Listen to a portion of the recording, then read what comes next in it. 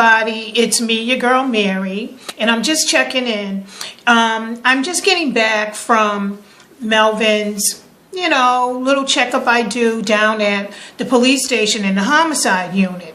And, like I always tell you ladies or share with you, to not get discouraged, to always continue to be a face and be that voice for your loved one who was taken tragically by homicide. What I find is that in every family, there is the forerunner. Here's a great example. Today, while I am down at the police station, I'm standing in the lobby waiting for the person I went to see to come down. And a woman approaches me and she says, "Oh, you look familiar." I says, "Oh, you do too." Then we remembered where we knew each other. As you all know, I always wear Melvin's pen.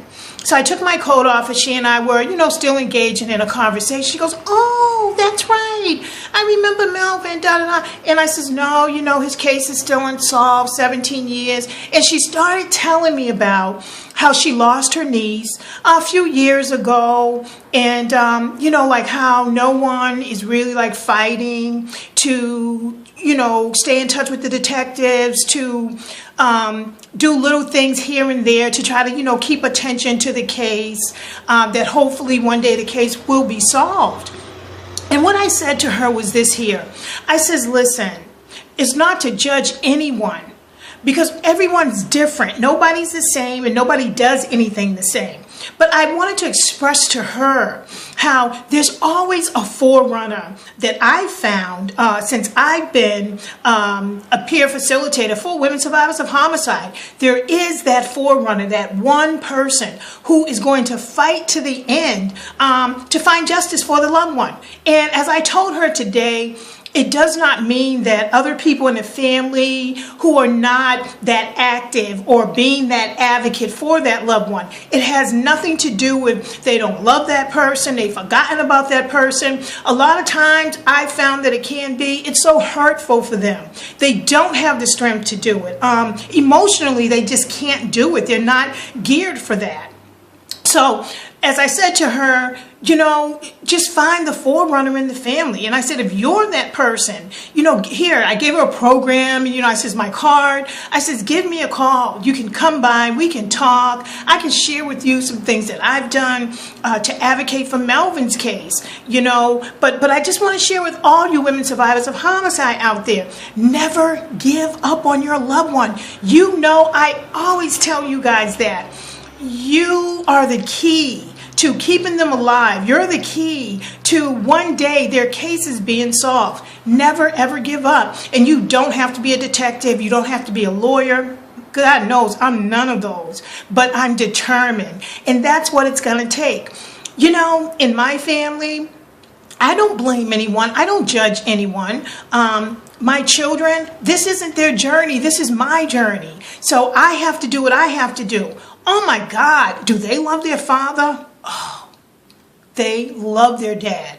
But everyone's different. Nobody deals with grief and pain and loss of life the same way. So we can't pressure others to think like us, to act like us, and to operate the same way. I know what my journey is. My journey is to help find who killed Melvin on October 15th, 1996 in Dorchester, Massachusetts, just walking home up the street, 4 or 5 blocks. He was 2 doors from our newly purchased home and his life was taken. And it wasn't right. And that person needs to do some time for that. Sure, it's been 17 years, but you don't forget. I can say this, I've forgiven the person. I will not hold anger and hatred inside because it's not good for my health. But what I will do is fight for Melvin's justice because Melvin deserves that. Melvin was a kind, compassionate, very quiet, talented, loving man. And he would give his last to anyone. So this is some of the reasons why I fight so hard for Melvin Bernard Franklin. Again, if you feel that you want to get involved with your loved one's case, I would suggest to you to go to your police headquarters, the homicide unit, find out who the detective is on your loved one's case. And then once you do that, make an appointment, sit down and talk to them. Find a homicide advocate, someone who could be that liaison between you and the detective. It is so important, but you can get started. You have a right to do this if you're feeling up to it, if you are that forerunner for that loved one who has been murdered. Also, I just like to say, just try whatever you can to keep yourself healthy. That's another thing. When you're the forerunner in these homicide cases, it takes a toll on you. It is emotionally draining. It is mentally draining, physically draining. You're just like going, but you